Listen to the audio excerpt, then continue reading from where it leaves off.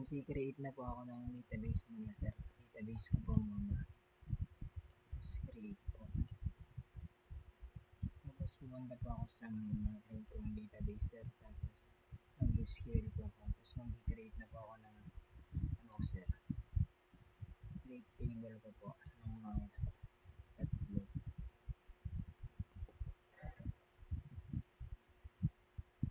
Tapos ito na po yung kakalabasan ng create table ko sir. ID, name, tas email po. Tapos punta naman po ako sa database ko. Tapos mag-SQL naman po ako sir. Tapos mag-insert po ako ng tatlong sir sa tapos ito po yung magiging output niya sir. Doon na po siya. ID 1, 2, 3. Tapos yung name po. Tapos yung email po sir. Tapos magdadrop naman po ako sir. I-delete po ako ng ID sir. Yung ID ng number to sir is i-delete po.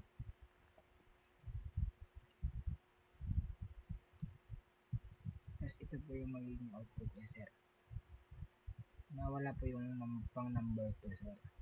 Si Daniel po nawala po. Ang naiwan po yan sir. Tapos i-drop ko na po yung main po sir.